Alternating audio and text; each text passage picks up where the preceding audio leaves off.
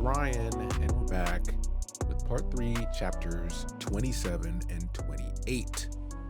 Let's hop right into it. Housekeeping up top. You can listen to us everywhere. Email us at podcastcore@gmail.com. Visit us at podcastcore.com for all of our info. Remember, that's COR. And then follow us on all the platforms and leave a like and comment wherever you listen. We appreciate it. Helps us with discoverability. But word of mouth has gotten us this far. So tell a friend to stand on the right side of history by listening to the Casuals of Runeterra podcast.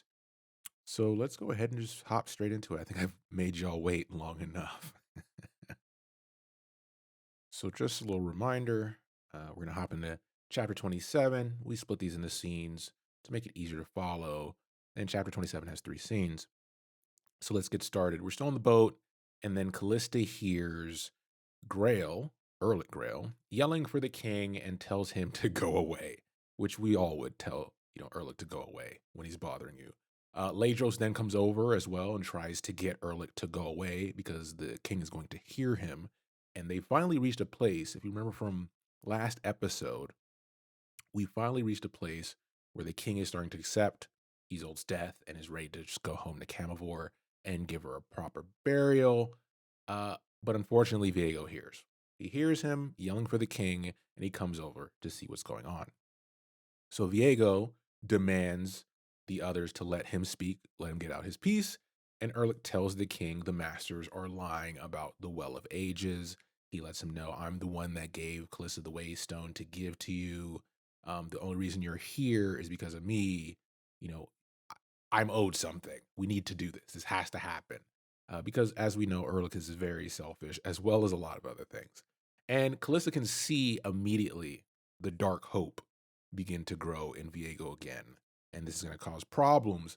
And then Grail promises the king that not only is the Well of Ages real, he promises it will bring the queen back and she will be restored. And this takes us to scene 2. So in scene 2, Viego picks up the queen and he's like, all right, let's go. And while Callista's trying to convince him all over again that they need to just go home, he tells her that if there is a chance, he must take it and begins to follow Erlich. Callista's frustrated, tells Ladros, just go with him, tells the host to go with him, and she's kind of lagging behind because ultimately you guard the king, right? That's kind of decorum. And the Helia custodians are shocked by this sudden mobilization because now there's less of them at the docks because ultimately they thought, oh, we just need to hang out and watch as they depart. So Viego says, if they don't move, go through them. And the custodians are panicking. And Callista tries to do this thing where she's both participating in her position, but telling the custodians, like, hey, listen, don't try to stop us. Just escort us to the palace or the tower, but do not try to stop us because she knows Viego will retaliate. And everyone around them, the host, Ladros, uh, everyone is confused about what's going on right now. So ultimately, they do decide to guide them to the tower. So they reach the tower, and the dock custodians immediately join the rest of their ranks at the bottom of the stairs. And Malgurza and Tyrus and everyone is now back outside, and they're standing on these stone steps, and they're like dumbfounded, right? Straight face, fuming with anger. Like, what the hell has happened in between the time we just talked to the docks and now? And Viego yells and lets him know. He's like, I'm taking my wife to the Well of Ages. And this brings attention back to Callista, and Malgurza goes off because she's like, you're a spy. You're the fucking person who was mucking about in the Well of Ages and looking into all of our secrets. It was you. Now we know, as the readers and listeners, that it was Rise. It wasn't Callista. But Callista's now at this point where she's lost the trust of everyone she's been involved with on this island. And no matter if it's her or not, she can't fight these allegations. So she's just like, whatever. As this is going on, there's a lot of confusion going back and forth. Erlich is whispering to Viego that, no, they're all liars. They're scum. You can't believe a word they say. Callista's also pleading with Viego to stop this madness. Malgurza stands firm and says she's not moving. She won't allow him in. Uh, and what he's trying to attempt will harm everyone. He doesn't know what he's dealing with. And Viego just quietly turns to Callista and says, kill them. And this takes us to scene 3. Now, as you can imagine, everything and everyone froze after hearing that, just silence. And that's when Callista says, I've had enough. And she yells at Viego. She's like, Viego, enough. She tells the host to stand down. She tells Ladros that, oh, Ladros on his own will stands down as well because he sees no threat to the king. No one's attacking him. She's just not going to let this happen with her, essentially her soldiers. And Viego decides to take matters into his own hands. He goes and he hands off Isolde's dead body to one of the hosts, and they're holding it. And then he summons Sanctity and starts walking towards the group of the council. And Callista steps in front of him again, yelling, no. She tells him she will no longer step aside. She draws a line in the sand. She's let it gone way too far. Listen, I don't know if this is considered going way too far. This is beyond. Like, Callista had so many opportunities, and we'll talk about that a bit towards the end. Um, but yeah, Viego's emotions are kind of rapidly changing at this point as well, right? He's angry, he's frustrated, he's sad, he's trying to decide what to do. And ultimately he does something that I didn't expect was he turns to Nuno, who's, hanging out in the back as mages do, as, assistants do, and he says, "Do it." The hell does that mean? Right? Has a little bit of a Palpatine vibe to it, right? Do it. Um, he turns, pulls out the waystone. Remember that previous episodes we talked about him having now the possession of it and then promising to give it back.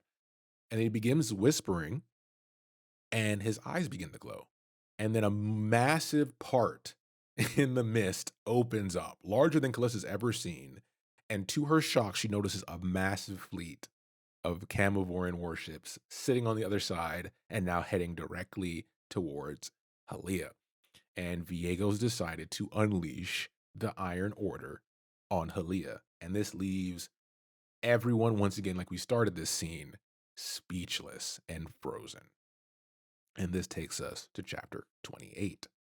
It's only 2 scenes, but they're pretty chunky, and we'll have some quotes in this section because there's some well-written stuff that I couldn't do justice just explaining on my own. But we start this scene off where we left off. Callista knows unleashing these 1,000 knights, especially of the Iron Order, meant there would be no mercy for Halia. And she yells for her host to go to shield formation, and they run without hesitation to where she is now on the steps with where all the counselors and people are. And Ladros also walks over to the stairs to stand by Callista's side. So we now have the military apparatus saying no to the king as a whole. Good. It's a good step, right? It's a bit too late, but we've done something good here. And Viego calls them all traitors, and he says he will see that they're all dead before the day is out. And Cal tells him, a bunch of things. She has many words for him, but mainly the one that stings him the most is she says if Isolde could see him now, she would despise him. And this breaks his anger. And he actually looks kind of sheepish, holding her, looking around at everyone standing against him, now frantically kind of frustrated and also panicking. And he turns around and hurries back to the docks, and Nuno kind of follows him along. And Callista could tell that he knew what she said was true. He wasn't deceiving himself. It's just, it's gone too far at this point. And Cal turns then to Malgurza, and she's like, okay, you all need to leave. But she shakes her head. She's like, we can't leave. We have to stay. We have to try our best to defend this. Cal's like, there is no defending. You just lose. It's just when you lose, right? That's the question. And she mentions the Well of Ages, and it's how dangerous it is because there's specifically an unstable artifact. Now, if you've listened to our Rise episode, this makes more sense to you since this is Rise in the future, right? In those episodes. So check those out. Won't spoil it. But the unstable artifact is the reason that they've lied to the world that the well didn't exist because you can't it's too much to try to explain the whole thing to everyone and have the whole world understand that, this power that's so desired would actually ruin the world. We see this in our own world, right? As far as how that power can blind people to make foolish decisions.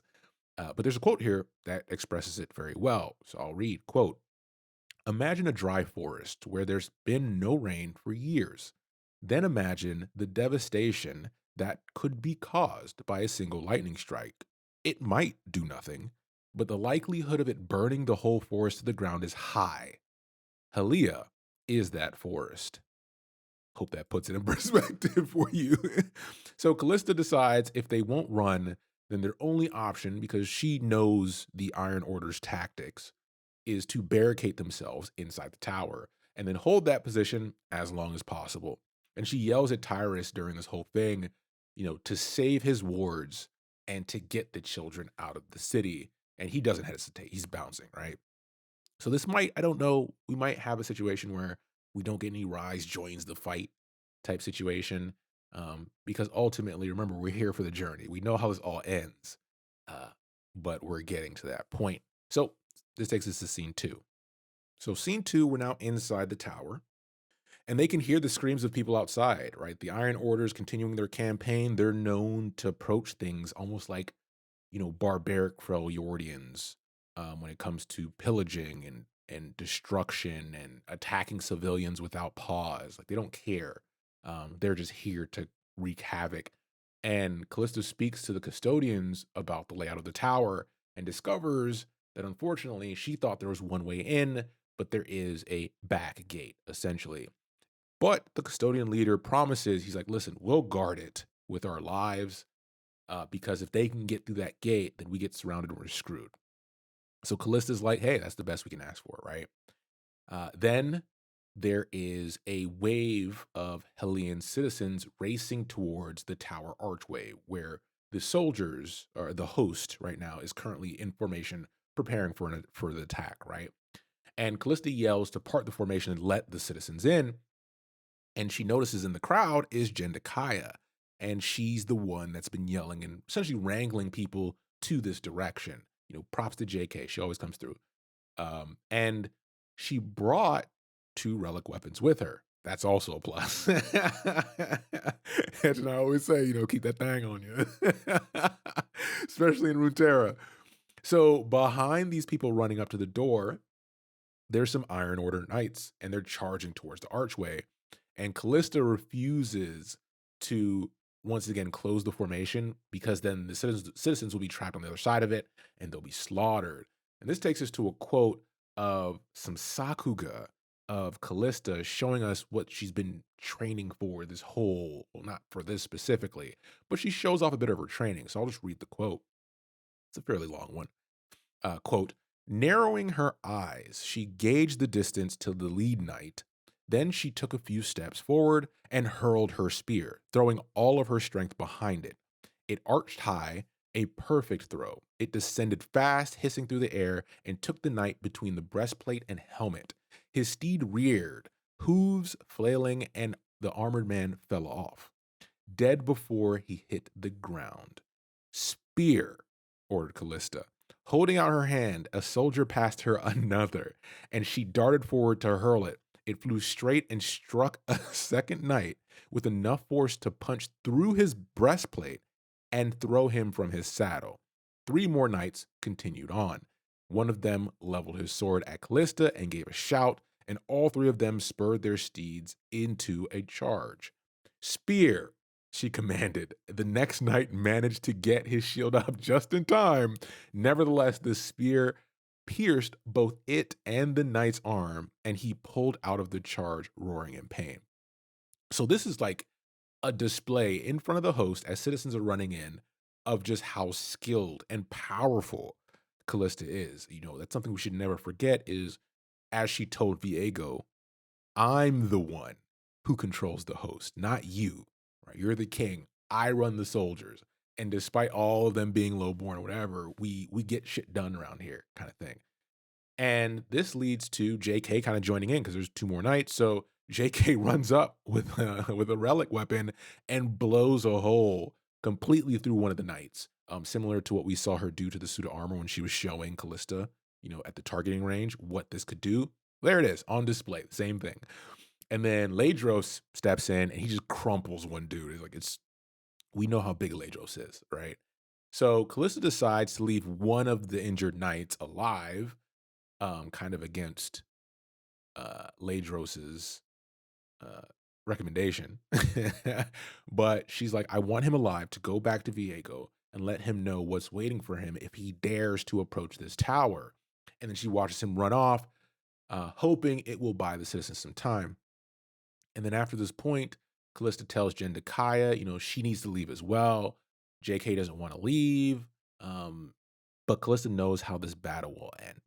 And she also knows that she's seen the breadth of JK's research and how important it is, and she needs to live on.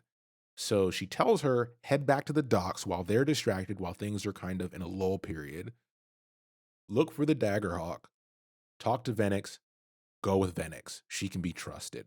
And with a worried look, JK thanks Cal and says goodbye.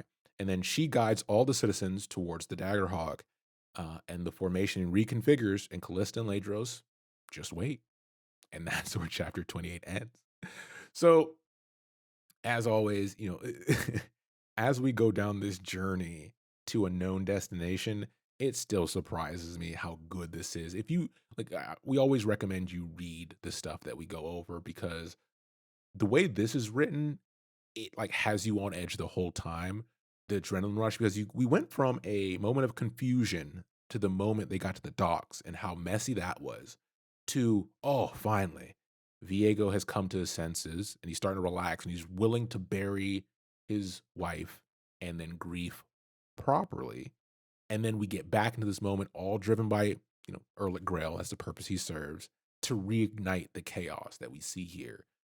And for this to be what finally pushes Callista over is if it wasn't this, then it wouldn't have been anything. She would have just had the blood on her hands. But ultimately, she reached the point of finally making a decision against her best interest too late. And one thing I always bring up is she's young, right? She's older than Viego, but it's for what she's had to deal with during this book in this short amount of time. She's young. There's no guidance here, right? And the older figures like a Nuno have already sided with the king. So yeah, it's rough to read, man, but it's great writing. I think after all these episodes, I think I made that clear. So we'll wrap it up there. As always, thanks for your patience with us getting these episodes out. Thanks for listening. We'll be back soon with the next episode. And as Hetch always says, take care, everybody.